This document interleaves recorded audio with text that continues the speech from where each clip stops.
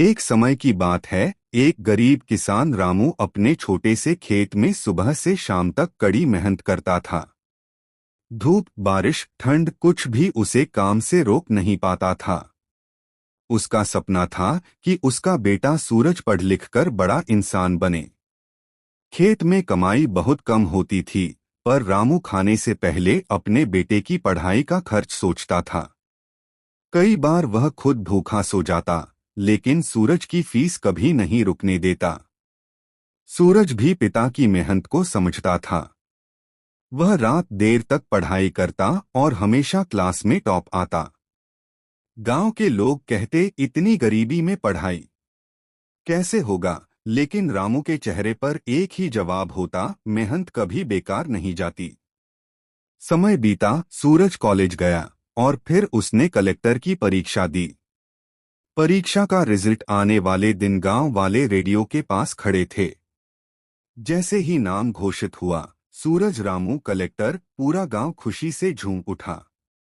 रामू की आंखों से आंसू बह निकले, पर उसके चेहरे पर मुस्कान थी। कलेक्टर सूरज घर आया और सबसे पहले अपने पिता के पैरों पर गिर पड़ा। बोला, पापा, यह सफलता आपकी मेहनत की वजह से है। उस दिन रामू को लगा कि उसकी जिंदगी की सारी मेहनत सफल हो गई। चैनल को सब्सक्राइब करो। पहाड़ों के पीछे एक छोटा सा गांव था, जहां एक अनिका नाम की लड़की समोसे बेचती थी। उसके समोसे इतने स्वादिष्ट होते थे कि लोग दूर दूर से खाने आते थे। लेकिन जंगल के उस पार एक बड़ा मॉन्स्टर रहता था, जिसका नाम था गुलमुल। वह बहुत भूखा रहता था और खाने की खुशबू दूर से सूंघ सकता था। एक दिन समोसे तलते समय अनिका की दुकान से ताजे गरम समोसों की खुशबू जंगल तक पहुंच गई।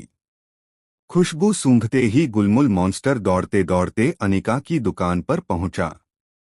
लोग डरकर भाग गए, पर अनिका डरी नहीं। उसने हिम्मत से मॉन्स्टर को एक समोसा दिया और मुस्कुराकर कहा, खाओ, लेकिन दुकान मत तोड़ना। गुलमुल ने समोसा खाया और उसकी आंखें चमक उठीं। यह तो उसके जीवन का सबसे स्वादिष्ट खाना था। उसने पूरा ढेर समोसे खा लिए, लेकिन पैसे न होने पर रोने लगा। अनिका हंसकर बोली, पैसे नहीं चाहिए, बस तुम हर दिन यहाँ सबकी मदद करना। उस दिन से मॉन्स्टर गांव वालों की सफाई, लकड़ी काटना, पानी लाना जैसे काम करने लगा। बदले में उसे रोज 2 बड़े प्लेट गर्मागर्म समोसे मिलते। धीरे धीरे मॉन्स्टर सबका दोस्त बन गया और अनिका की दुकान का नाम पड़ा मॉन्स्टर समोसा हाउस, जहां समोसे भी शानदार और दोस्ती भी।